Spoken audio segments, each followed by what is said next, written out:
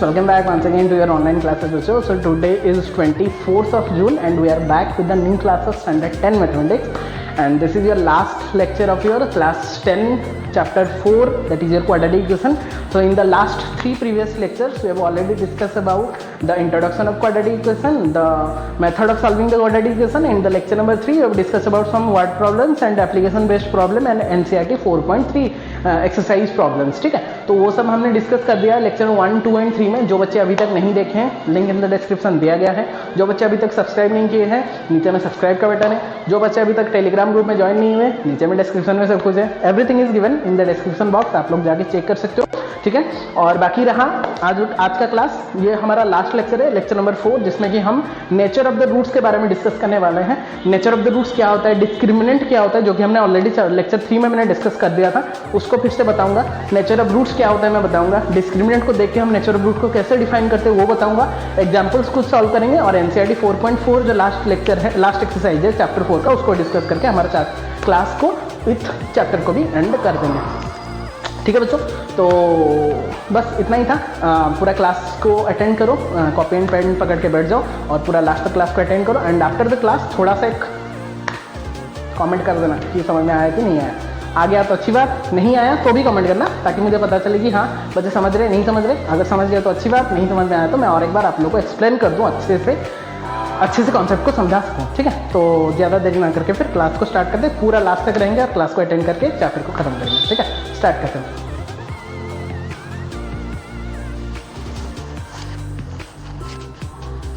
Hello students, welcome back once again to your online video classes बच्चों. So this is your lecture number 4 of your quadratic equation, जो कि हमने बच्चों start किया था कुछ दिन पहले.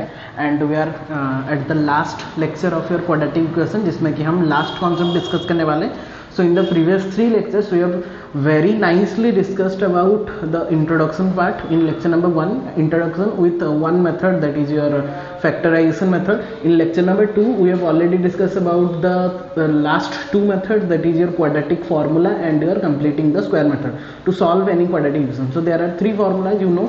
One is factorization, by using factorization, by using quadratic formula, and by using the completing the square method. So we have discussed these 3 concepts in your lecture number 1 and lecture number 2, and in lecture number 3 we have discussed about some word based problems and some application based problem related to your NCERT 4.3 exercise. And I hope कि सब बच्चों ने उसको भी complete कर लिया होगा बहुत ही अच्छे से. मैंने लगभग 70% क्वेश्चंस करवा दिया था NCERT का, और बाकी 2 या 3 क्वेश्चन ही बाकी था जिसको कि आप लोगों को सॉल्व करने बोला था. एंड आई होप कि आप लोग उसको भी कर लिए होंगे. ठीक है, तो today we are back with the new class of standard 10 mathematics, that is your lecture number 4 of your quadratic equation, and that is the last lecture. Okay, this is the last lecture in which we will discuss about the discriminant part and nature of roots parts. How can we find out the nature of roots? By using the determinant D. ये determinant जो case है वो हमने previous lecture number 3 में भी मैंने थोड़ा बहुत डिस्कस किया था. फिर से और एक बार डिस्कस कर दूंगा. फिर नेचर ऑफ रूट देखेंगे कि क्या क्या रूट्स आ सकता है, मतलब कुछ कंडीशन होता है. 3 केसेस आर देयर, मैंने ऑलरेडी यहाँ पे मेंशन कर दिया है ताकि टाइम ज़्यादा ना ले सके. ठीक है, तो बच्चों लास्ट तक पूरा अटेंड करेंगे क्लास को. और जो बच्चे अभी तक हमारा लेक्चर नंबर 1, 2, 3 अभी तक आप लोग नहीं देखे हो तो लिंक इन द डिस्क्रिप्शन है बच्चों, आप लोग जाके उसको चेक कर सकते हो. अभी तक अगर आप लोग टेलीग्राम ग्रुप भी ज्वाइन नहीं किए उसको भी ज्वाइन कर लो. लिंक इन द डिस्क्रिप्शन दिया गया है, जिसमें कि आप लोगों को डेली का DPP मिलेगा, उसका सोल्यूशंस मिलेगा, कुछ एक्स्ट्रा नोट्स अगर वगैरह होगा उसको भी प्रोवाइड किया जा रहा है. ठीक है, बहुत बच्चे ज्वाइन भी कर चुके हैं, तो चाहो अगर आप तो ज्वाइन कर सकते हो. लिंक इन द डिस्क्रिप्शन है फॉर स्टैंडर्ड 10, 11 एंड 12. आप लोग 10th में जाकर ज्वाइन कर सकते हो. ठीक है, जो कि रिवीजन के टाइम में बहुत ही हेल्प करेगा आपको. ठीक है बच्चों, तो लास्ट तक पूरा अटेंड करेंगे क्लास का. पेन एंड कॉपी पकड़ के बैठेंगे, जो नोट्स लिखना है बोला जा रहा है उसको नोट्स को लिखो, क्योंकि notes are very much important during revision time. Revision के टाइम में यही नोट्स ही होगा जो कि आप लोगों को बहुत ही हेल्प करेगा क्विक रिविजन्स के लिए. आप लोगों के पास अगर नोट्स नहीं होगा, बस आप लोग NCERT पकड़ के बैठे हो और डायरेक्टली बस एक्सरसाइज प्रॉब्लम सॉल्व कर रहे हो, तो 10th क्लास में वो आप लोगों का थोड़ा सा मतलब काम नहीं करेगा, क्योंकि हमको इन डेप्थ में जाना है. क्योंकि इन डेप्थ क्वेश्चन ज़्यादा आते हैं, शॉर्ट क्वेश्चन ज़्यादा आते हैं. जो भी क्वेश्चन आएगा इन डेप्थ, हम बोल देते हैं कि NCERT का क्वेश्चन आएगा, बट ऐसा नहीं कि डायरेक्टली NCERT से उठा के वो दे देगा. NCERT based question will be there, not direct from NCERT. ठीक है, डायरेक्ट भी आता है कुछ थ्योरम पार्ट, कुछ क्वेश्चन डायरेक्टली आ जाता है, but the main focus will be NCERT based question. तुम लोग अगर सोच रहे हो कि बस NCERT की एक्सरसाइज करने से हम 100 फोड़ देंगे तो वो पॉसिबल इतना नहीं है अगर आप लोग अच्छा सा और कुछ क्वेश्चंस प्रैक्टिस नहीं कर रहे हो। इसलिए इन डेप्थ नॉलेज आना बहुत जरूरी है। शॉर्ट क्वेश्चंस वगैरह को डिफाइन करने के लिए आप लोगों को ये रिवीजन नोट्स बहुत ही हेल्प करेगा। तो that's why the revision notes are much more important than your exercise part. Exercise part तो आप लोग कर ही लोगे, बट अगर आप लोग कॉन्सेप्ट क्लियर हो, ये रिविजन पार्ट में आप लोग को ये नोट्स अच्छे से क्लियर है, then you can solve any of the questions very nicely from your exercise और any reference book. Okay, so let's start the class. फिर बच्चों लेक्चर नंबर 4 है, ये लास्ट लेक्चर है जिसमें कि हम discriminant and nature of the roots के बारे में डिस्कस करने वाले हैं। ठीक है, तो हेडिंग दे देंगे डिस्क्रिमिनेंट, जिसको हम डी में डिनोट करते हैं, कैपिटल डी में।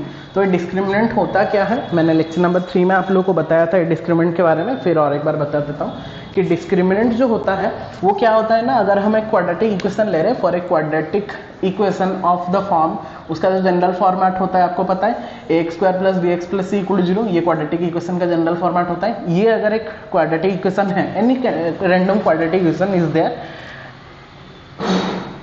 where the expression d equal to b square minus 4ac, d जो होता है b square minus 4ac जिसका वैल्यू होता है कैपिटल D, उसको हम बोलते हैं discriminant of that particular quadratic equation. तो d को निकालने के लिए that discriminant is defined by b square minus 4ac। Now what is b, what is a and what is c? So a b c are the coefficients, that is a is the coefficient of x square, b is the coefficient of x and c is the constant term. यहाँ से आप लोगों को a b c मिल जाएगा quadratic equation से। उसी को लेके अगर हम d का वैल्यू निकाल देंगे that is b square minus 4ac, then will get the particular discriminant. ठीक है, so d is equal to b square minus 4ac where it is called discriminant, and if we put that value b square minus 4ac over here, so our quadratic formula is given by minus b plus minus b square minus 4ac का root over by 2a होता था हमारा quadratic formula जो होता था। But अगर हम वो डिस्क्रिमिनेंट के फॉर्मेट में लिखे तो minus b plus minus root over of d, क्योंकि d का वैल्यू तो b स्क्वायर माइनस 4ac होता है, तो हमारा रूट ओवर के अंदर b स्क्वायर माइनस 4ac ही रहता था, तो उसको रिप्लेस कर दिया मैंने d में, तो minus b plus minus root over of d by 2a and which will be equal to the quadratic formula also. जो क्वाड्रेटिक फॉर्मूला को यूज करके हम क्या निकालते थे, उसका क्वाड्रेटिक इक्वेशन का रूट्स निकालते थे। ठीक है बच्चों, तो that is all about your quadratic formulas और quadratic roots we can say. So this is the concept of your quadratic formula and discriminant. Now what is nature of roots? अभी nature of roots जो मैंने right hand side में लिखा है उसका मतलब क्या है, ये nature of roots जो होता है वो हमको roots का nature बताता है कि roots क्या क्या होना चाहिए। ठीक है, मतलब क्या क्या होना चाहिए, मतलब उसका 3 कंडीशन है, या और you can say 3 cases are there, case 1, case 2 और केस 3। ठीक है, कैसे केस, मतलब ये केस कैसे हम डिफाइन करेंगे, वो केस हम डिफाइन करेंगे डी को लेके, डिस्क्रिमिनेट को लेके डिफाइन करेंगे। मतलब डिस्क्रिमिनेट का वैल्यू को जज करके हम उसका केसेस को डिफाइन करेंगे। जैसे कि यहाँ पे लिखा गया है एक sentence, the discriminant D determines the nature of roots of the quadratic equation based on the coefficient of quadratic equation. Coefficient of the quadratic equation को बेस करके या फिर उसका डिस्क्रिमिनेंट को बेस करके उसका नेचर ऑफ रूट हम define करेंगे। तो क्या क्या केसेस है, पहले केसेस को समझो, फिर हम आते हैं उसका रिजल्ट क्या है उसको समझते हैं। केस 1, केस 2, केस 3 मैंने यहाँ पे डिफाइन किया है। केस 1 जो होता है वहां पे क्या होता है ना, d is greater than 0। d जो होना चाहिए discriminant that is b square minus 4ac, वो हमारा क्या होना चाहिए, ग्रेटर देन 0, मतलब ये पॉजिटिव होना चाहिए। ग्रेटर देन 0 मतलब पॉजिटिव नंबर होना चाहिए ऑब्वियसली। तो d अगर एक पॉजिटिव नंबर हुआ तो क्या होगा, पहले केस को समझ जाओ। केस 2 में आएंगे, अगर वो बोला है कि d must be equal to 0, d हमारा क्या होना चाहिए, इक्वल होना चाहिए, that implies b square minus 4ac is equal to 0, मतलब d का वैल्यू यहाँ पे 0 होगा। मतलब अगर हम b स्क्वायर माइनस 4ac निकाल ले दैट विल बिकम 0, उसका वैल्यू 0 निकलेगा, तो क्या होगा। ठीक है, फिर केस 3 में ऑब्वियसली पॉजिटिव 0 हो गया, तो लास्ट केस क्या बच रहा है, नेगेटिव। तो d अगर नेगेटिव हुआ, that is if d is less than 0 then b square minus 4ac obviously less than 0, so it gives the negative value, मतलब d का नेगेटिव वैल्यू निकलेगा। तो क्या होगा, केसेस समझ में आ गया कि पहला केस था कि अगर d पॉजिटिव हुआ तो क्या होगा, केस 2 में था d अगर 0 हुआ तो क्या होगा, और केस 3 में क्या था, d अगर नेगेटिव हुआ तो क्या होगा। तो 3 केस का रिजल्ट हम देखते हैं और डिफाइन करते हैं कि उसका वैल्यू क्या निकलता है। पहले बोला है कि अगर केस 1 में अगर d इज ग्रेटर देन 0, मतलब d अगर एक पॉजिटिव वैल्यू निकला, then we get two distinct और डिफरेंट रियल रूट्स। इसका मतलब क्या है कि दो हमको डिफरेंट रूट्स मिलेगा, डिफरेंट जीरोस मिलेगा, डिफरेंट सॉल्यूशंस मिलेगा। मैंने बोला था रूट्स हो, सॉल्यूशंस हो या फिर जीरोस हो, तीनों का वैल्यू सेम ही होता है। वही सॉल्यूशन के बारे में हम डिफाइन करते हैं, रूट्स के बारे में। तो 2 दो ठो मुझे क्या देगा, दो ठो रियल रूट्स से देगा, मतलब रियल नंबर का रूट्स ही देगा, रियल नंबर देगा, but those 2 roots are different from each other. मतलब जैसे कि 3 निकला और एक 4 निकलेगा, एक 4 निकला एक -4 निकलेगा, एक -4 निकला एक -6 निकला, बट डिफरेंट होना चाहिए, सेम नहीं निकलेगा। सर डिफरेंट का मतलब डिफरेंट का मतलब डिस्टिंक्ट और डिफरेंट का मतलब अलग अलग होगा, मतलब 5 निकला 6 निकला, 7 निकला 8 निकला, लाइक दैट, ठीक है। तो सेम का मतलब क्या है, फिर सेम का मतलब कैसे निकलेगा, देखो जब d 0 होगा, केस 1 में हमने डिफाइन किया, अगर पॉजिटिव d निकला, d पॉजिटिव हुआ तो 2 अलग अलग रूट्स हमको देगा। बट मान लो अगर d 0 हो रहा है, d is equal to 0 means d² - 4ac मैंने वैल्यू पुट कर दिया, वो 0 निकल गया, ठीक है। तो उसका वैल्यू वो क्या देगा, जब वो 0 निकल जाएगा ना, वो क्या दे देगा मुझे, 2 इक्वल रूट्स दे देगा, 2 equal real roots, 2 equal real roots देगा मुझे। मतलब 2 रूट्स तो निकलेगा बट दोनों ही इक्वल देगा, मतलब 5 निकला तो और एक भी 5 निकलेगा, 7 निकला तो और एक भी 7 निकलेगा, 8 निकला तो और एक 8 निकलेगा, एक -8 निकला तो और एक भी -8 ही निकलेगा। पहले केस में डिफरेंट निकल रहा था, यहाँ पे सेम निकलेगा। मैं एग्जांपल देके इसके बाद बता दूंगा कि कैसे हम डिफाइन करेंगे कि वो d इक्वल टू 0 हो रहा है या फिर लेस देन 0 है या फिर ग्रेटर देन 0 हो रहा है, ठीक है। समझ में आ गया। केस 2 में बोला कि d इज इक्वल टू 0 हुआ तो will get 2 equal real roots. Case 3 में क्या बोल रहे हैं कि अगर d इज लेस देन 0 मतलब नेगेटिव अगर हुआ तो क्या करना है, क्या निकलेगा फिर, we get no real roots, no real root. ध्यान से देखो, यहां पे कोई भी रियल रूट निकलने का चांसेस नहीं है since d is less than 0। मतलब अगर नेगेटिव में निकल गया d कहीं ना कहीं तो हमको क्या बोला जा रहा है कि वहां पे उसका रूट्स ही हम डिफाइन नहीं कर सकते, no real roots will be there. तो क्या रूट्स निकलेगा वो अभी एक क्वेश्चन आ रहा है। तो कॉन्सेप्ट समझ में आ गया। मैं अभी एक एग्जांपल देके आप लोगों को समझा रहा हूं कि कैसे हम वैल्यू को डिफाइन करेंगे, ठीक है। तो केस 1, केस 2, केस 3 पूरा क्लियर है, बाकी नोट्स भी पूरा क्लियर है, कैसे हमने डिफाइन किया रूट्स को, कैसे हम डिस्क्रिमिनेंट को चेक करके उसका रूट्स को जस्टिफाई करेंगे। 3 कंडीशन याद रखना हमेशा कि अगर d ग्रेटर देन 0 हुआ मीन्स पॉजिटिव हुआ तो will get 2 real roots, 2 different real roots, अलग अलग निकलेगा, 5 6 4 7 3 6। But when d is equal to 0 then we'll get the 2 equal root। वहां पे डिफरेंट नहीं रहेगा, 2 तो निकलेगा क्योंकि क्वाड्रेटिक है मतलब 2 रूट्स तो निकलेगा ही, बट एक हो सकता है डिफरेंट निकलेगा जब d ग्रेटर देन 0 है और d जब इक्वल टू 0 है तब 2 इक्वल रूट्स निकल रहा है, ठीक है। और d अगर लेस देन 0 मतलब नेगेटिव में आ गया d तो वहां पे हमको रूट्स ही नहीं मिलेगा। तो क्या है उसके पीछे का रीजन, क्या है उसके पीछे का कॉन्सेप्ट, अभी हम एग्जाम्पल के थ्रू समझते हैं, ठीक है। तो इसके बाद वाला जो कॉन्सेप्ट है मैं उसका एग्जाम्पल देके आप लोगों को समझा दूंगा कि कैसे वो क्यों हुआ d ग्रेटर देन 0 होने से वो हमको डिफरेंट मिलता है, d इक्वल टू 0 होने से हमको इक्वल मिलता है, और जब d लेस देन 0 होता है तो क्यों नहीं मिलता, नो रियल रूट्स क्यों होता है, मैं अभी जस्टिफाई करता हूं by using some example. So before that just pause the video और जितना भी यहाँ पे कॉन्सेप्ट लिखा है बच्चों उसको थोड़ा सा आपके कॉपी में नोट डाउन कर लो। ओके बच्चों, अभी हम समझते हैं कुछ एग्जांपल्स के थ्रू कि क्यों वो ऐसा हो रहा था, ठीक है। तो मैं कुछ यहाँ पे एग्जांपल 3 ठो ले लिया हूँ अलग अलग टाइप का।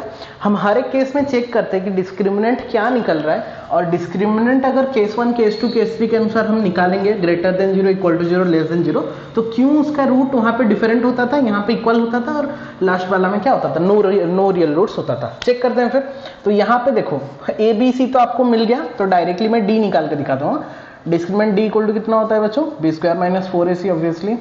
तो b² मतलब 3 का स्क्वायर कितना, 9 - 4 इंटू a कितना है 2 इंटू c कितना है 1, कितना निकल रहा है 8 निकल रहा है, 9 - 8 सॉरी 1 निकल रहा है, 9 - 8 1 निकल रहा है यहाँ पे, ठीक है। तो जब यहाँ पे 1 निकला तो विच इज ग्रेटर देन 0, तो यहाँ पे हम बोल सकते हैं कि d इज ग्रेटर देन 0। पहले मैं d सबका निकाल देता हूँ, ठीक है, तो कंफ्यूजन नहीं होगा। यहाँ पे d निकालता है, d का फॉर्मूला क्या है, b² - 4ac। तो b² यहाँ पे 4 का स्क्वायर कितना हो गया 16 हो गया, यहाँ पे 4 इंटू a है 2, c भी है कितना 2, तो 16 - 16 कितना आ रहा है 0 आ रहा है, which is equal to 0। तो यहाँ पे d is equal to 0 you can say, here d is equal to 0। और यहाँ पे अगर d का निकालेंगे तो यहाँ पे भी वही सेम कॉन्सेप्ट लगाएंगे, b² - 4ac यहाँ पे 3 का स्क्वायर होता है 9, यहाँ पे 4 इंटू ए कितना है 2, इंटू बी कितना है 2, तो 9 माइनस यहाँ पे कितना आ रहा है 4 जा 16, तो 9 minus 16 minus 7 which is less than 0। ठीक है, तो तीनों कंडीशन मैंने दिखा दिया, जहाँ पे कि पहला कंडीशन में d is equal d greater than 0 है, जो कि पॉजिटिव नंबर है, जैसे कि हमने वो लिया था केस में। ठीक है, तो यहाँ पे ये पॉजिटिव है d, यहाँ पे d 0 है केस 2, और यहाँ पे d क्या है नेगेटिव है केस 3। तो अभी हम चेक करके देखते हैं कि एक्चुअली में क्या होता है, और एक्चुअली में हम क्या, हमारा जो रूट्स निकलता है वो क्या निकलता है। तो जब यहाँ पे 1 आ गया बच्चों, ठीक है, तो हमारा क्वाड्रेटिक फॉर्मूला क्या था याद करो, x equal to minus B मतलब -3 plus minus root over of d मतलब 1 का रूट ओवर, ठीक है, by 2 into A that is 2 into 2 that is 4। Okay, तो यहाँ पे कितना निकल रहा है चेक करो, तो 1 निकलेगा अगर हम निकालेंगे उसको,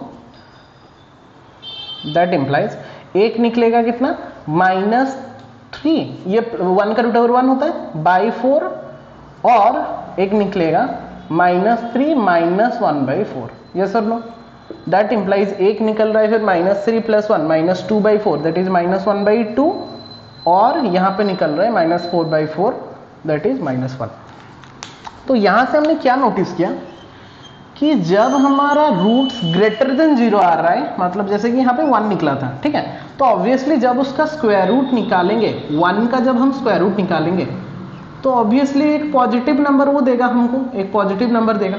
जब वो पॉजिटिव नंबर देगा और यहाँ पे जो भी नंबर होगा, जो भी नंबर हो, वो नंबर के साथ, क्योंकि ये सिंबल हमारा क्या है प्लस और माइनस सिंबल है, तो एक बार हमको प्लस लेके करना पड़ेगा, एक बार हमको माइनस लेके करना पड़ेगा। तो ऑब्वियसली यहाँ पे हमने प्लस लेके किया, यहाँ पे हमने माइनस लेके किया, तो क्या कभी भी पॉसिबल है कि एक दो नंबर को प्लस करेंगे और दो नंबर को माइनस करेंगे तो डिफरेंट नंबर सेम नंबर निकलेगा? कभी भी पॉसिबल नहीं है, क्योंकि -3 + 1 करेंगे तो ऑब्वियसली एक नंबर निकलेगा, -3 - 1 करेंगे तो ऑब्वियसली एक और एक नंबर ही निकलेगा। कभी पॉसिबल नहीं है कि दो पॉजिटिव नंबर को जब हम प्लस या माइनस कर रहे हैं वो सेम वैल्यू हमको देगा। दैट इज वाई वो बोला जा रहा है कि जब भी आपको ये पॉजिटिव नंबर निकला तो पॉजिटिव का रूट ओवर तो ऑब्वियसली कभी भी नेगेटिव तो नहीं निकलेगा ना, रूट ओवर में से पॉजिटिव में ही निकलेगा। तो एक यहाँ पे ऑलरेडी पॉजिटिव या नेगेटिव जो भी नंबर है, जब इसके नंबर के साथ हम दोनों को ऐड कर रहे हैं या फिर दोनों को सबट्रैक्ट कर रहे हैं, कभी भी हमको इक्वल नंबर तो मिलने वाला नहीं है। That's why when d is greater than 0 then obviously we will get two roots, but those two roots will be different from each other. That is why it is given that कि when d is greater than 0, जब d हमारा greater निकलेगा तभी हमारा जो roots निकलेगा वो हमेशा डिफरेंट रूट्स निकलेगा। Is that clear? So this is for the case number 1 only. ठीक है, केस नंबर 1 हमने जस्टिफाई कर दिया। मैं उसको बॉक्स बना देता हूँ ताकि आप लोगों को कन्फ्यूजन ना हो क्वेश्चन कौन सा है और सोल्यूशन क्या है। इसको पहले मैं बॉक्स बना देता हूँ। केस नंबर 1 बच्चों कंप्लीटेड। केस 2 में आते हैं, वहाँ पे हमने क्या लिया था कंडीशन कि when d is equal to 0। ठीक है, तो when d is equal to 0 x का वैल्यू कितना निकलेगा? देखो यहाँ पे है -b मतलब -4 प्लस माइनस यहाँ पे तो d 0 निकल गया ना, तो 0 का root over by 2 into A that is 4। Check करो, तो दैट इम्प्लाइज x का जो वैल्यू है एक निकलेगा -4 प्लस 0/4 और निकलेगा -4 माइनस 0/4।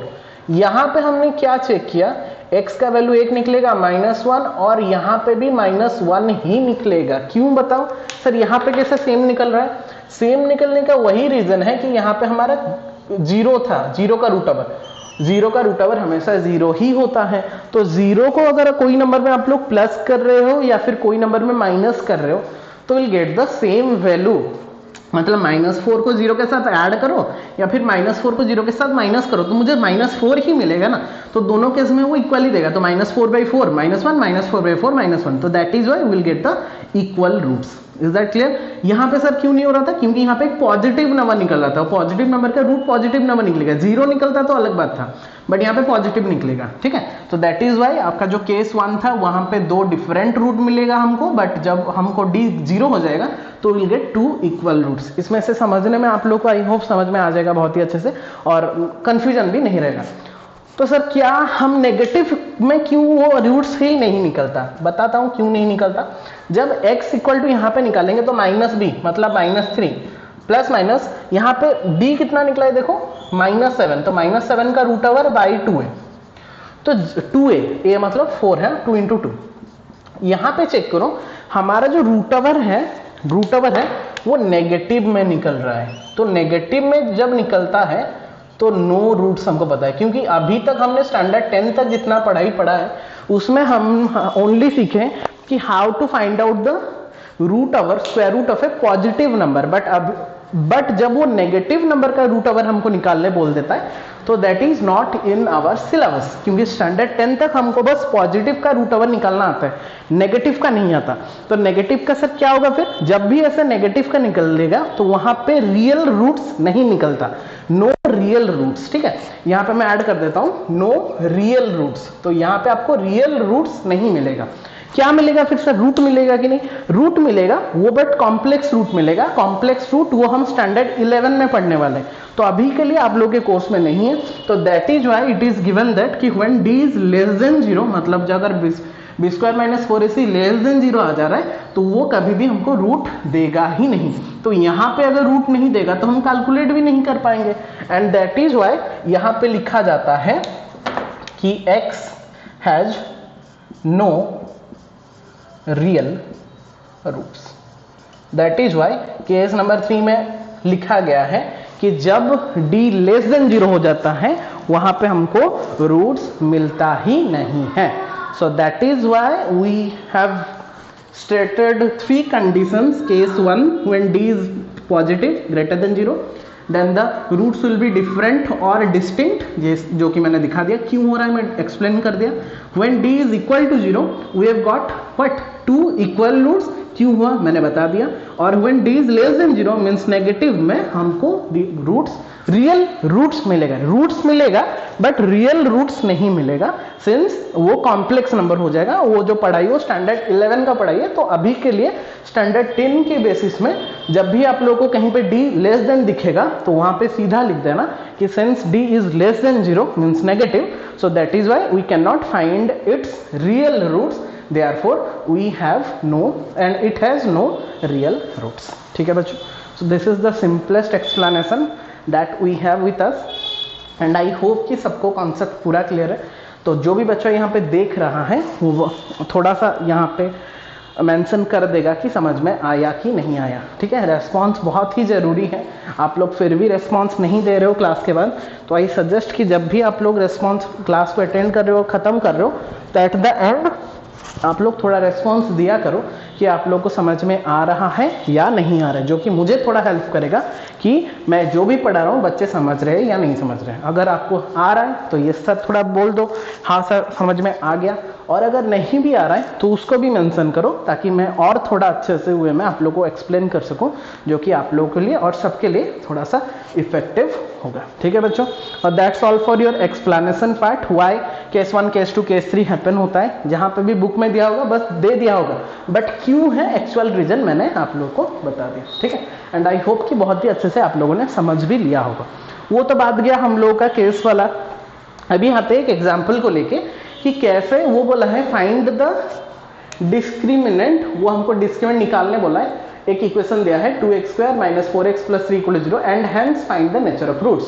तो और भी क्या निकालने बोला है, पहले तो वो बोला है कि पहले आप चेक करो कि डिस्क्रिमिनेंट कितना निकल रहा है, फिर निकलने के बाद आप लोग मुझे बताओ कि हमको क्या मतलब रूट्स मिलेगा, मतलब नेचर ऑफ रूट्स क्या होगा। ओके, तो पहले हम जो हमारा इक्वेशन है उसको लिख देते हैं। गिवन हमारा इक्वेशन कितना है, 2x² - 4x + 3 = 0। This is our equation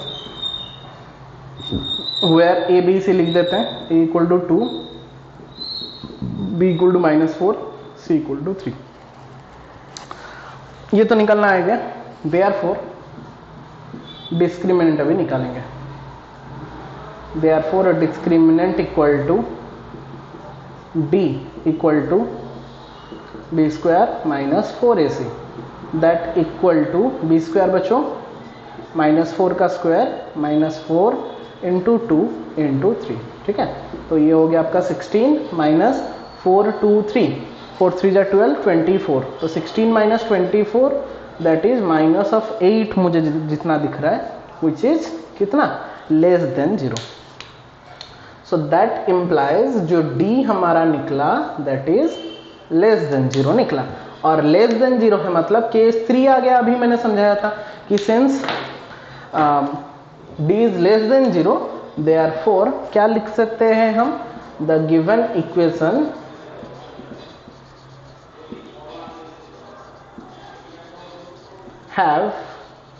has singular है, has no real roots. Is that clear बच्चों टू एवरीवन? तो since d is less than 0 तो हमको क्या मिल गया कि जो गिवन हमारा इक्वेशन है that have no real roots. अगर ग्रेटर देन 0 होता तो वो बस नेचर ऑफ रूट्स पूछा था हमको, ठीक है ना, वो निकालने नहीं बोला था, यहाँ पे हमको सॉल्व करने नहीं बोला। सॉल्विंग वाला पार्ट तो मेथड ऑफ सॉल्विंग में हमने सीख लिया है कैसे सॉल्व करते हैं। यहाँ पे बस पूछेगा कि डिस्क्रिमिनेंट क्या है और डिस्क्रिमिनेंट को देख के नेचर ऑफ रूट्स बताओ कि क्या वो डिफरेंट रूट्स देता है, क्या वो इक्वल रूट्स देता है या फिर वो नो रियल रूट्स देता है। तो अगर ग्रेटर देन 0 निकला d तो वो हमको डिफरेंट रियल रूट्स देगा, टू डिफरेंट रियल रूट्स। अगर वो इक्वल टू 0 हो रहा है, डिफरेंट कहीं पे डिस्टिंक्ट लिखा रहता है, वो दोनों का मतलब सेम है। आप लोग कंफ्यूज मत होना कि डिस्टिंक्ट का मतलब क्या है, दोनों का मतलब सेम है, डिफरेंट देता है। अगर d इक्वल निकला मतलब यहाँ पे सॉल्व किया और d इक्वल निकला तो वहां पे लिखेंगे since d is equal to 0 then equation have two equal roots. और जहां पे बोले होगा कि मतलब जैसे कि यहाँ पे निकला d लेस देन 0 तो वहां पे हम मेंशन कर देंगे since d is less than 0 means negative then we have no real roots. ठीक है बच्चों? So these are the example. मैंने लेफ्ट साइड में आप लोगों को एग्जाम्पल करके बता दिया, राइट साइड में मैंने एक छोटा सा एग्जाम्पल करके, वहां पे मैंने एक्सप्लेनेशन बता दिया, राइट साइड में मैंने एक एग्जाम्पल भी करके आप लोगों को बता दिया कि कैसे हम उसको डिफाइन करते हैं डिस्क्रिमिनेंट को, और कैसे डिस्क्रिमिनेंट को चेक करके हमको उसका क्या निकालना पड़ता है, नेचर ऑफ रूट्स निकालना पड़ता है। ठीक है, आई होप ये वाला कॉन्सेप्ट पूरा क्लियर है। अभी हम जाते हैं थोड़ा एक्सरसाइज 4.4 में, कुछ एग्जाम्पल्स वगैरह हैं वो आप लोग ट्राई करके खुद से कर लेना, बहुत ही सिंपल एग्जाम्पल्स है एनसीईआरटी का। अभी डायरेक्टली हम 4.4 का कुछ क्वेश्चन डिस्कस करते हैं, फिर हम क्लास को एंड करेंगे। ठीक है, बहुत ही सिंपल कॉन्सेप्ट है, जितना मैंने अभी तक समझा दिया आप लोगों को, अगर उतना आप लोग नोट डाउन करके रख दियो और समझ गए हो तो बाकी क्वेश्चंस कुछ भी नहीं होगा आप लोग को सॉल्व करने के लिए। ठीक है, तो before that just pause the video और जितना भी लिखना है बच्चों उसको थोड़ा सा आप लोग नोट डाउन कर लो। ओके बच्चों, अभी आते हैं हम एक्सरसाइज 4.4 का थोड़ा कॉन्सेप्ट में, थोड़ा बहुत मैं हिंट दे देता हूं आप लोगों को कैसे क्या करना है। ठीक है, ये आपको अभी स्क्रीन में क्वेश्चन नंबर 1 का अभी आ रहा होगा, क्वेश्चन नंबर 1 दिख रहा है सबको। पढ़ो क्वेश्चन को। Find the nature of the roots of the following quadratic equation if the real roots exist then find them. ठीक है, मतलब वो बोल दिया कि आप लोग पहले निकालो और चेक करो whether the real roots exist और नॉट। ठीक है, तो मतलब वो मैं रियल रूट्स कब आता है, 3 कंडीशन होता है, फिर से थोड़ा सा मैं रिकैप कर देता हूँ। When d is greater than 0, when d is equal to 0, when d is कितना लेस देन 0। तो 3 कंडीशन होता है, मैं कर नहीं रहा, मैं बस हिंट दे रहा हूँ। तो 3 कंडीशन में से वो बोल रहा है कि अगर रियल रूट्स निकला तो रियल रूट्स कहाँ कहाँ पे निकलता है, मैंने आपको डिफाइन किया था। यहाँ पे 2 डिफरेंट रियल रूट्स निकलेगा व्हेन क्या, when d is greater than 0। यहाँ पे क्या निकलेगा, 2 इक्वल रियल रूट्स निकलेगा, कहाँ पे, when d is equal to 0। But यहाँ पे जो निकलेगा, यहाँ पे नो रियल रूट। तो वो बोल रहा है कि अगर मतलब रियल रूट्स एग्जिस्ट हुआ तो फाइंड करो, और अगर नहीं हो रहा है तो फाइंड नहीं कर सकते। जो नहीं हो रहा है तो कैसे फाइंड करेंगे। ठीक है, तो ये कॉन्सेप्ट है, ये आपको करना है। ठीक है, मैंने छोड़ दिया आप लोगों के ऊपर में। क्वाड्रेटिक इक्वेशन 3 ठो गिवन है, बिट 1 बिट 2 बिट 3 में। आपको पहले d चेक करना है, b square minus 4ac।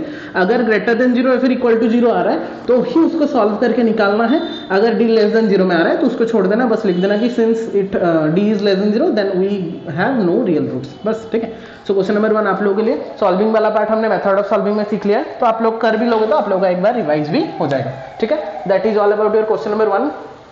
Let's move on to the question number 2। ठीक है, स्क्रीन में आ गया होगा क्वेश्चन नंबर 2, देखो अच्छे से चेक करो। क्वेश्चन नंबर 2 में क्या बोला है, find the value of k for each of the following quadratic equation so that they have 2 equal roots. वो बोल दिया, क्वेश्चन दिख रहा है वैसे सबको, आप लोगों के पास अगर एनसीईआरटी है तो एनसीईआरटी से देख सकते हो, या फिर नीचे में यहाँ पे क्वेश्चन दिख रहा होगा आप लोगों को। बोला है कि find the value of k का वैल्यू हमको फाइंड आउट करना है इफ द फॉलोइंग क्वाड्रेटिक, दो ठो बीट है, बीट 1 बीट 2 बोल रहे हैं, मैं बीट 1 करके बस आप लोगों को दिखा दे रहा हूँ कैसे होता है। वो बोल रहे हैं हमारा बीट 1 में क्वेश्चन क्या है देख लेते हैं, 2x² प्लस kx प्लस 3। वो बोला है कि ये वाला जो हमारा इक्वेशन है क्वाड्रेटिक इक्वेशन, इसमें से हमको k का वैल्यू फाइंड आउट करना है। k का वैल्यू फाइंड आउट करो, जबकि ये है हमारा, इसका जो रूट्स निकलेगा वो ऑलरेडी मेंशन कर दिया कि 2 इक्वल रूट्स हमारा निकलेगा। तो अगर मैं पूछूं आप लोगों की अगर 2 इक्वल रूट्स निकल रहा है, मतलब कौन सा कंडीशन सेटिस्फाई करना चाहिए? इक्वल रूट्स कब निकल रहा है? जब d इज इक्वल टू 0, खत्म। जब d इक्वल टू 0 होता है तभी तो हमारा 2 इक्वल रूट्स मिलता है ना। तो वो ऑलरेडी मेंशन कर दिया पहले से कि आपको 2 इक्वल रूट्स मिलने वाला है। तो अगर आप पहले से ही मेंशन कर दिया कि 2 इक्वल रूट्स मिलने वाला है, तो मुझे पता है कि d इज इक्वल टू 0 है, तो d इक्वल टू 0 पर पुट करो, वहां से k का वैल्यू निकाल दो। तो यहाँ पे पहले ABC फाइंड आउट कर लेते हैं, वेयर a इक्वल टू बच्चों कितना 2, b इक्वल टू कितना k, b हमारा k है, मतलब k का वैल्यू हमको फाइंड आउट करना है, c कितना है 3। ये हमको डिफाइन हो गया, मतलब हमारे ABC। So therefore since d is equal to 0, that implies d अगर equal to 0, since d equal to 0 नहीं लिख रहे, मैं लिख दे रहा हूँ क्योंकि d इक्वल टू 0 डायरेक्टली तो नहीं दिया है ना। वो since the equation has equal roots, ये मेंशन कर देना कि सिंस वो इक्वल रूट्स है, that implies d is equal to 0। Since वो इक्वल, क्योंकि हमको d थोड़ी इक्वल टू दिया है, वो तो नहीं दिया ना, बट हमको दिया है कि इक्वल रूट्स है, तो वहां से हमने डिफाइन किया कि d is equal to 0। Since the equation have 2 equal roots, that means t is equal to 0, that means b square minus 4 is equal to 0। b square कितना है k है, तो k का स्क्वायर माइनस 4 इंटू a कितना है 2 into c कितना है 3 is equal to 0। That means k square minus ये कितना हो गया 4 3 12 24, तो इक्वल to 0। Then k square will be बच्चों कितना 24, that is equal to 6 into 4 you can write. ठीक है, क्यों मैं लिख रहा हूँ, क्योंकि जब k का वैल्यू निकालूंगा तो 6 इंटू 4 का रूट ओवर निकालूंगा k स्क्वायर, तो दैट विल बिकम 2√6। k का वैल्यू कितना निकला बच्चों 2√6, प्लस माइनस 2 रूट से, मतलब 4 का रूट ओवर 2 हो गया, √6 का तो √6 ही रहेगा। Therefore k equal to plus minus 2√6 और √24 will be the correct answer. Root plus minus √24 भी लिख सकते हैं, मैं उसको अगर एक्सपांड कर दूंगा, मतलब खोल दूंगा, तो that will become plus minus 2√6 and that will be the correct answer. Clear, बहुत सिंपल सा कॉन्सेप्ट है। वो मुझे पहले से बोल दिया था क्वेश्चन में कि वो इक्वल रूट हमको प्रोड्यूस कर रहा है, तो इक्वल रूट्स कब प्रोड्यूस होता है, जब d इक्वल टू 0 होता है। इक्वल रूट्स कब प्रोड्यूस होता है, जब d इक्वल टू 0 होता है ऑब्वियसली। तो d इक्वल टू 0 हमने मिल गया हमको d इक्वल टू 0, और d इक्वल टू 0 मतलब square minus 4 is equal to 0। Value है हमारे पास a b c का, वैल्यू पुट करो, वहां से k का वैल्यू निकल गया हमारा प्लस माइनस 2√x, मतलब प्लस माइनस 24 निकला, रूट ओवर ऑफ 20 √24, उसको मैंने खोल दिया तो 4 इंटू 6 कर दिया, 4 का रूट ओवर 2 आ गया बाहर, √6 अंदर रह गया। ठीक है, तो plus minus 2√6 will be the correct answer of k। ठीक है, जैसे बिट 1 हो गया वैसे ही बिट 2 आप लोग सेम कॉन्सेप्ट से कर सकते हो, बहुत ही सिंपल कॉन्सेप्ट है। तो 2 नंबर ऑल्सो कंप्लीटेड। ठीक है, 3 नंबर क्वेश्चन में आते हैं। 3 नंबर अभी आ जा रहा होगा, क्वेश्चन दिख रहा होगा आप लोगों को स्क्रीन के ऊपर। Is it possible to design a rectangular mango grove whose length is twice its breadth and the area is 1800 metre square? ठीक है, बहुत ही अच्छा क्वेश्चन। क्वेश्चन देखो, समझो, करो, कुछ भी नहीं है क्वेश्चन में, बस आपको समझना है थोड़ा। 3 नंबर क्वेश्चन वो बोला है कि एक रेक्टेंगुलर ग्रूव है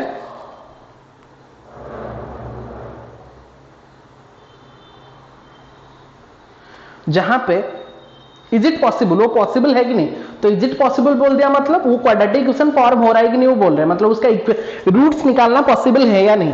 तो रूट्स निकालना पॉसिबल है या नहीं मतलब इनडायरेक्टली वो नेचर ऑफ रूट्स के बारे में पूछ रहे हैं। तो नेचर ऑफ रूट इनडायरेक्टली अगर पूछ रहे हैं, तो नेचर ऑफ रूट इनडायरेक्टली अगर पूछ रहे हैं, तो उसको निकालने के लिए हमको डी निकालना पड़ेगा। तो डी निकालने के लिए हमको क्या निकालना पड़ेगा, क्वाड्रेटिक इक्वेशन निकालना पड़ेगा, और क्वाड्रेटिक इक्वेशन निकालने के लिए हमको उसका कॉन्सेप्ट समझना पड़ेगा कि कैसे हम फॉर्म करते हैं, क्योंकि विदाउट क्वाड्रेटिक इक्वेशन हमको तो एबीसी नहीं मिलेगा, और विदाउट एबीसी हमको डी नहीं मिलेगा डिस्क्रिमिनेंट, और विदाउट डिस्क्रिमिनेंट एलिमेंट हम नेचर ऑफ द रूट्स नहीं निकाल सकते। तो कॉन्सेप्ट क्लियर है, पहले आपको बेसिक फंडा जाना है, वहां से क्या क्या दिया है उसको लिखना है, वहां से क्वाड्रेटिक इक्वेशन को फॉर्म करना है, क्वाड्रेटिक इक्वेशन मिलने के बाद वहां से एबीसी मुझे मिलेगा, एबीसी मिलने के बाद डी मिलेगा, डी मिलने के बाद उसको चेक करेंगे बी स्क्वायर माइनस 4ac देखे कि वो ग्रेटर देन 0 आ रहा है, इक्वल टू 0 है या फिर लेस देन, तो वहां से नेचर ऑफ रूट पता चलेगा। अगर ग्रेटर और इक्वल आया तो ही पॉसिबल है, लेस देन आया तो नो रूट, रियल रूट, और नो रियल रूट्स मतलब उसका सोल्यूशन ही नहीं लिख लेगा। Concept clear? तो पहले हम फॉर्म करते हैं पहले क्वाड्रेटिक इक्वेशन, जो कि हमने सीख लिया है पहले से, और एक बार मैं बता दे रहा हूं।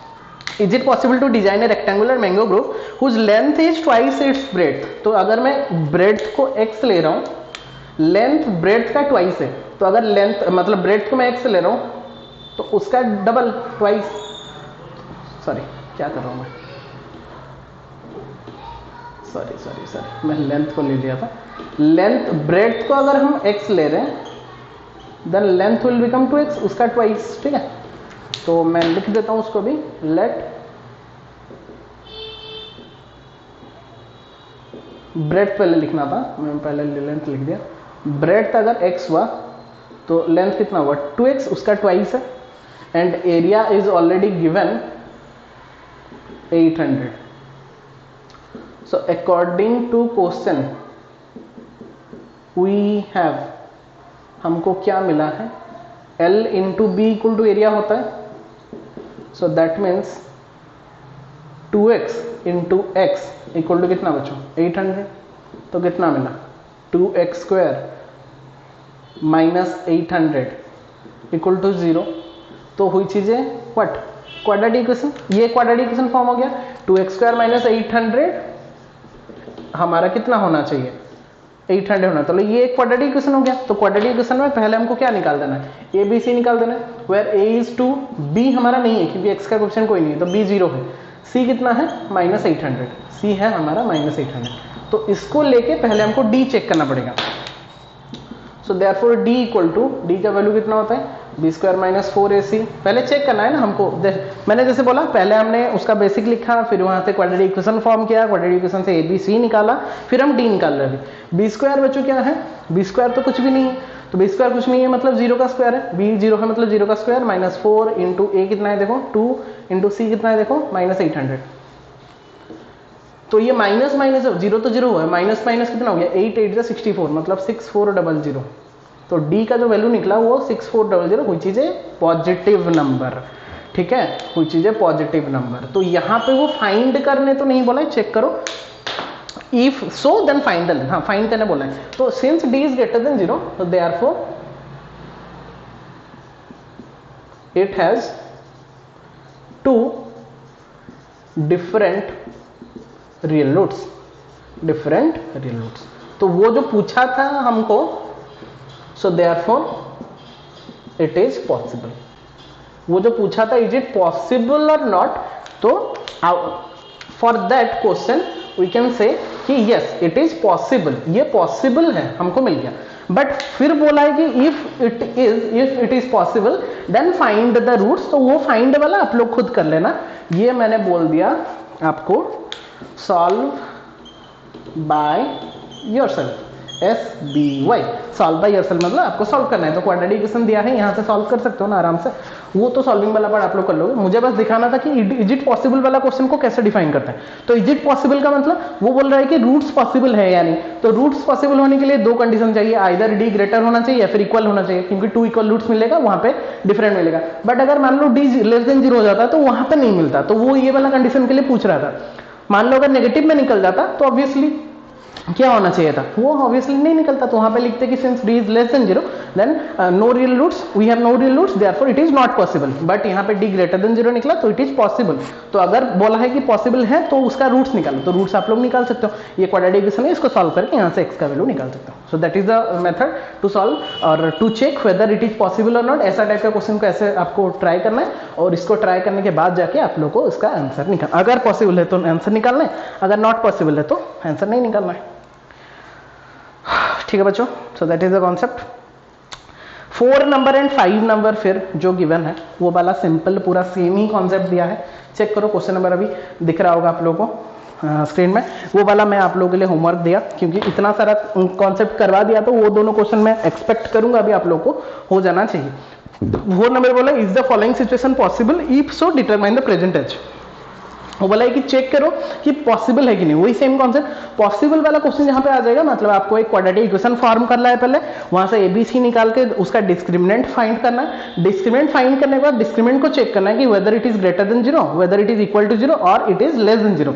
तो वो 3 कंडीशन को चेक करके नेचर ऑफ रूट्स को अगर इक्वल टू 0 या फिर ग्रेटर देन 0 निकलना है then it is possible. But if D is less than 0 मतलब नेगेटिव में निकलना है, obviously root is not possible. और अगर रूट ही पॉसिबल नहीं है तो इसको सॉल्व करना भी पॉसिबल नहीं है, ठीक है। तो उसको चेक करना है 4 नंबर को भी। The sum of ages of 2 friends is 20 years और 4 years एगो द प्रोडक्ट। ये तो फॉर्मेशन वाला हो जाएगा, आप लोग कर पाओगे और मैं नहीं बताऊंगा, इसको आप लोग को खुद से करना है। 5 नंबर ही बोला है, दिख रहा होगा क्वेश्चन,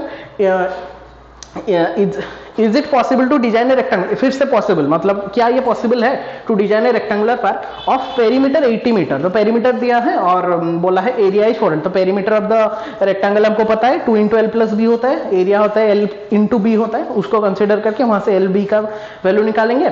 फिर उसको एक वहां से क्वाड्रेटिक इक्वेशन पहले फॉर्म करेंगे। क्वाड्रेटिक इक्वेशन फॉर्म करने के बाद वहां से ABC निकलेगा, ABC निकलने से उससे डिस्क्रिमिनेंट निकलेगा। डिस्क्रिमिनेंट को फिर चेक करेंगे weather it is greater than 0 और इट इज इक्वल टू 0 और इट इज लेस देन 0। अगर ग्रेटर देन और इक्वल टू हुआ देन ग्रेटर देन के लिए डिफरेंट और इक्वल टू के लिए इक्वल रूट्स निकलेगा। बट अगर लेस देन 0 आ गया तो वहां पे हम बोल सकते हैं since the d is less than 0 that means we get no real roots और obviously it is not possible to form a rectangular park, ठीक है। सो दैट्स ऑल बच्चों फॉर योर 4.4 पार्ट। मैंने सब कुछ कॉन्सेप्ट भी डिस्कस कर दिया आप लोगों के सामने और ईच एंड एवरी स्टेप्स भी मैंने क्लियर करवा दिया आप लोगों का। बस यहाँ पे ध्यान रखना है कि नेचर ऑफ रूट्स को आपको समझना है कि when d is greater than 0 we get 2 different real roots, when d is equal to 0 we get 2 equal real roots and when d is less than 0 we get no real roots। क्यों हुआ, कैसे हुआ, मैंने सब कुछ पूरा class के starting से जो बच्चा होगा उसको मैंने डिफाइन कर दिया था, बच्चे ने समझ गए होंगे ऑब्वियसली। अगर नहीं भी समझे हो तो रिकॉर्डेड क्लास है, आप लोग जाके आफ्टर द क्लास आप लोग फिर से उसको रिवाइंड करके देख सकते हो। नोट्स को पहले अपडेट कर लेना, जितना भी नोट्स यहाँ पे डिफाइन किया गया है सब नोट्स को अपडेट कर देना, जितना भी एग्जाम्पल्स मैंने करवाया उसको करना, बाकी रेस्ट एग्जाम्पल जो रह गया एनसीईआरटी का और 4.4 का 5, 4 एंड 5 नंबर उसको भी कंप्लीट करके चैप्टर को पूरा अच्छे से आप लोग कंप्लीट कर देना। This is the last lecture, ये लास्ट लेक्चर था ये वाला क्लास का, ये वाला चैप्टर का। इसके बाद हम और कुछ नया चैप्टर को प्रोसीड करेंगे, ठीक है। धीरे धीरे हम एंड पार्ट को बढ़ने जा रहे हैं क्योंकि ऑलरेडी चैप्टर 1 इज देयर। और एक बार मैं बोल रहा हूँ, सुन लो, यहाँ पे आप लोगों को लिस्ट भी दिख रहा होगा। Chapter 1 completed, chapter 2 completed, chapter 3 बस बचा है, इसके बाद करेंगे। चैप्टर 4 आज कंप्लीट हुआ, chapter 5 completed, chapter 6 completed, chapter 7 completed, chapter 8 completed, chapter 9 completed, chapter 10 completed, chapter 11 construction है इसीलिए मैंने उसको डायरेक्टली नहीं करवाया था, वो लाइव क्लास में हम करके कंप्लीट करेंगे। फिर chapter 12 area related circle completed, chapter 13 surface area completed, chapter 14 statistics completed, chapter 15 your probability also completed। so finally हम लास्ट स्टेज में बढ़ने जा रहे हैं। चैप्टर 4 हमने कंप्लीट कर दिया, बस और 2 ही चैप्टर बचा जो कि बस आपको अपलोड करके देना है, फिर आप लोग का प्लेलिस्ट पूरा फुल हो जाएगा चैप्टर 10 का, क्लास 10 का, जिसको कि आप लोग जब भी चाहो जाके वहाँ से वीडियो को डिफाइन कर सकते हो, वहाँ से नोट्स बना सकते हो, वहाँ से रिवाइज कर सकते हो, वहाँ से आप लोग क्वेश्चन सॉल्व कर सकते हो, बहुत सारा कॉन्सेप्ट आप लोग मिल जाएगा। तो आई होप कि ये मंथ के एंड में मतलब जुलाई के एंड होते होते मैं पूरा कॉन्सेप्ट को क्लियर करवा दूंगा आप लोग का क्लास 10 का। फिर वो तो हैंड रिटन नोट्स था, फिर अगर आप लोग बोलोगे तो मैं अगर एक्स्ट्रा कुछ टाइम मिल गया मुझे तो मैं आप लोगों को ऐसे लाइव क्लास करके भी यहाँ से भी जो बाकी मैंने पढ़ा दिया था पहले से उसको भी कवर कर लेंगे, जो इंपॉर्टेंट चैप्टर्स होगा, ठीक है। तो अभी तक आप लोग अगर सब्सक्राइब नहीं किए हो तो नीचे में बटन है, कर सकते हो। और अभी तक अगर आप लोग चैप्टर को रिवाइज करना चाहते हो तो सबका प्लेलिस्ट मैंने डिस्क्रिप्शन में दे दिया है, आप लोग जाके चेक कर सकते हो। चैप्टर 1 से लेकर चैप्टर 15 तक जो चैप्टर नहीं हुआ है उसका प्लेलिस्ट बना नहीं है, बट ये चैप्टर 4 का आज कंप्लीट हो गया, उसका प्लेलिस्ट में दे रहा हूँ। बस चैप्टर 3 और चैप्टर 11 बचा, उसको जब करेंगे उसका प्लेलिस्ट में भी मैं नीचे में दे दूंगा। टेलीग्राम ग्रुप ज्वाइन नहीं किया हो तो उसको जाके भी ज्वाइन कर सकते हो, वो भी लिंक मैंने डिस्क्रिप्शन में देख रहेगा। सब कुछ आप लोगों के लिए जितना बेस्ट पॉसिबल वे में हो पा रहा है मैं कर रहा हूँ, बस आप लोगों को थोड़ा सा कोऑपरेट करना है और उसको अच्छे से करना है, ठीक है। And everything is free of cost, so don't worry about that, ठीक है। और ठीक है बच्चों, दैट्स ऑल फॉर टुडे। और आई थिंक सबका नोट्स कंप्लीट हो गया होगा। नोट्स अगर कंप्लीट नहीं है तो नोट्स कंप्लीट कर दो, क्योंकि notes are very much important during your revision part, ठीक है। तो जितना जल्दी हम कोर्स प्रोसीड होगा कंप्लीट करने के बाद, एनसीईआरटी कंप्लीट करने के बाद जितना भी वन शॉट क्लासेस रहेगा, वन शॉट रिवीजन क्लासेस बोल सकते हो, वन शॉट जो एक्स्ट्रा PYQs जो होगा, मतलब प्रीवियस ईयर क्वेश्चंस जो होगा, उसका भी हम अलग अलग वीडियोस लेके आएंगे, जिसमें कि डिफरेंट टाइप का, हर एक चैप्टर का डिफरेंट टाइप का कैसा कैसा बोर्ड्स में आता है वो रिलेटेड भी आएगा। तो आप लोगों को वो वाला वीडियो भी चाहिए तो कमेंट करके बताओ, बट आफ्टर द क्लास थोड़ा सा कमेंट कर दो, ठीक है, ताकि मुझे पता चल जाए कि आप लोग को क्लास समझ में आ रहा है, सब कुछ क्लियरली समझ में आ रहा है, ताकि मुझे थोड़ा एक मतलब पॉजिटिव एटीट्यूड मिलेगा कि हाँ बच्चे पढ़ रहे हो, समझ रहे हैं। आप लोग बस क्लास देख के चले जा रहे हो तो मुझे फील नहीं हो पा रहा है कि आप लोग देख रहे हो, नहीं देख रहे हो, समझ में आ रहा है, नहीं आ रहा है। तो और थोड़ा सा बस जाके नीचे में कमेंट सेक्शन है, वहाँ पे जाके कमेंट कर दो यस सर अंडरस्टूड, और अगर नहीं भी आ रहा है तो वहाँ पे लिख दो कि नहीं सर हम ये वाला पार्ट समझ नहीं पाए और एक बार समझा दीजिए, तो मैं उसके लिए सेपरेट वीडियो करके आप लोगों को भेज सकता हूँ, ठीक है। तो दैट्स ऑल फॉर टुडे, मिलते हैं नेक्स्ट क्लास में और एक न्यू चैप्टर को लेके, न्यू कॉन्सेप्ट को लेके, ठीक है। तो till then take care, stay safe, thank you, टाटा, बाय बाय, सी यू।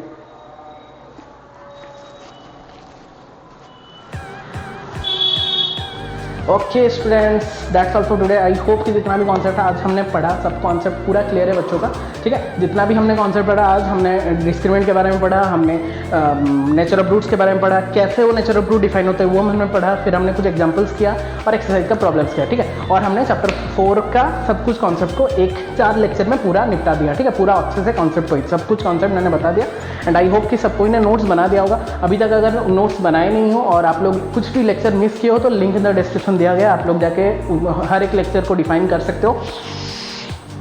और अगर आप लोग टेलीग्राम ग्रुप में ज्वाइन नहीं हो तो आफ्टर द क्लास DPP हर दिन का जाता है, आप लोग जाके उसमें भी ज्वाइन कर सकते हो। अभी तक अगर सब्सक्राइब नहीं भी किया हो तो नोटिफिकेशन के लिए जल्दी से सब्सक्राइब भी कर सकते हो। जितना हो सके स्टैंडर्ड 10 के बच्चों को शेयर कर सकते हो। जो बच्चे अभी मतलब पेंडेमिक की सिचुएशन में नहीं पढ़ पा रहे हैं, ऑब्वियसली वो लोग भी, उनका भी कुछ बेनिफिट हो जाएगा पढ़ाई करने के बाद, ठीक है। लेक्चर सब कुछ फ्री ऑफ कॉस्ट है, आप लोग जाके किसी भी बच्चे को स्टैंडर्ड 10 को शेयर करके आप लोग उनको भी बता सकते हो कि हाँ ये कॉन्सेप्ट आप लोग भी सीख लो, ठीक है। अगर आप लोग अभी तक ज्वाइन मतलब जुड़े हुए हो क्लास में तो थोड़ा सा कमेंट में जाके दे दो, बता दो कि समझ में आया कि नहीं। समझ में आया तो यस सर अंडरस्टूड लिखना, नहीं समझ में आया तो वो भी लिख देना कि नो सर नॉट अंडरस्टूड, तो और एक मैं वीडियो बना के आप लोगों को समझा सकूँ, ठीक है। और finally we have completed that chapter number 4 also very nicely. तो लास्ट और बचा 2 chapter number 3 and chapter number 11 construction, जिसमें कि हमारा स्टैंडर्ड 10 का हर एक प्लेलिस्ट रेडी हो जाएगा। ऑलरेडी 13 चैप्टर, ये चैप्टर खत्म हुआ चैप्टर 4, इसको मिला के 13 चैप्टर ऑलरेडी लिंक मैंने दे दिया है डिस्क्रिप्शन में। जो बच्चा अभी तक नहीं दिखा है प्लेलिस्ट जाके देखो। Chapter number 1 completed, real number chapter number 2 completed, polynomial chapter number 3 बस बचा है जो कि हम नेक्स्ट करेंगे। चैप्टर नंबर 4 आज कंप्लीट हुआ, quadratic. Chapter number 5 completed AP arithmetic progression. Chapter number 6 completed triangles. Chapter number 7 completed coordinate geometry. Chapter number 8 completed triangles. Chapter number 9 completed application of trigonometry. Chapter number 8 trigonometry, introduction to trigonometry. Chapter number 9 application of trigonometry. Chapter number 10 circles also completed. Chapter number 11 जो है वो बाकी है, मतलब 3 और 11 बाकी है, जिसको कि हमको कंप्लीट करना है बस, और 2 चैप्टर बाकी रहा। Chapter number 12 area related to circle completed. Chapter number 13 surface area volume completed. Chapter number 14 statistics completed. Chapter number 15 probability completed. Everything is completed for you. बस और 2 चैप्टर बचा, और वो 2 चैप्टर को मैं ट्राई कर रहा हूँ कि ये महीने मतलब और 1 महीने में कंप्लीट कर दूँ, ताकि हम लोग के पास पूरा 10 क्लास का प्लेलिस्ट सेव होके रह जाएगा। कभी भी आप लोग चाहो, कभी भी कोई भी चैप्टर में थोड़ा सा भी डाउट हो रहा है, आप लोग जाओ सीधा प्लेलिस्ट वहाँ पे रेडी है चैनल में, आप लोग जाओ क्लास 10 पकड़ लो, वहाँ पे चैप्टर 1 से लेके चैप्टर पूरा 15 तक सब कुछ अवेलेबल है। बस चैप्टर 3 और चैप्टर 11 कुछ दिन में आ जाएगा, तो पूरा कंप्लीट है। जब भी जाओ आप लोग पूरा प्लेलिस्ट में हर एक कॉन्टेंट का लेक्चर 1, लेक्चर 2, लेक्चर 3, लेक्चर 4 पूरा एवरीथिंग पूरा सीरियली डिस्क्राइब किया गया। ऐसा नहीं कि आप लोग को ढूंढना पड़ेगा, बस आप लोग को प्लेलिस्ट में जाना है, चैप्टर क्लास 10 को क्लिक करना है, सब कुछ आप लोग के पास अवेलेबल हो जाएगा, ठीक है। तो बहुत ही वो हेल्प करेगा कब, जबकि आप रिवीजन कर रहे हो, कभी भी कुछ भी कर रहे हो, तो कहीं पर भी डाउट, इंस्टेंट डाउट निकला तो आप लोग जाके उसको क्लियर कर सकते हो।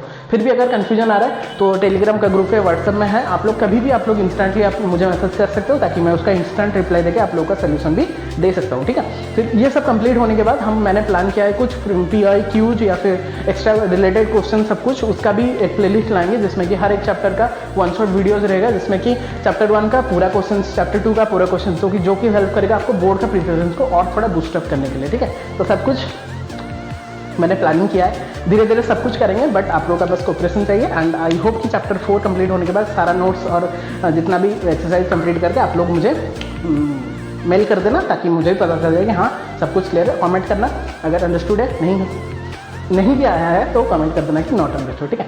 मिलता है फिर नेक्स्ट क्लास में और एक नया चैप्टर नंबर 3 मोस्ट प्रोबेबली हम कंप्लीट करेंगे। नेक्स्ट जो वीडियो आएगा वहाँ से हम चैप्टर नंबर 3 स्टार्ट करेंगे, जो कि मैं बहुत पहले से सोच के रखा था उसको करूँगा, बट अभी तक नहीं किया था। पर नेक्स्ट क्लास हमारा चैप्टर नंबर 3 रहेगा, लीनियर इक्वेशन, वो 2-3 दिन बाद आएगा। तो उससे पहले आप लोग चैप्टर नंबर 4 पूरा अच्छे से कंप्लीट कर दो, बहुत ईजी चैप्टर है। और मिलता है फिर नेक्स्ट क्लास में और with a new video of standard 10 mathematics chapter number 3 linear equation. Till then, take care all of you, stay safe, stay at your home. Jai Jagannath.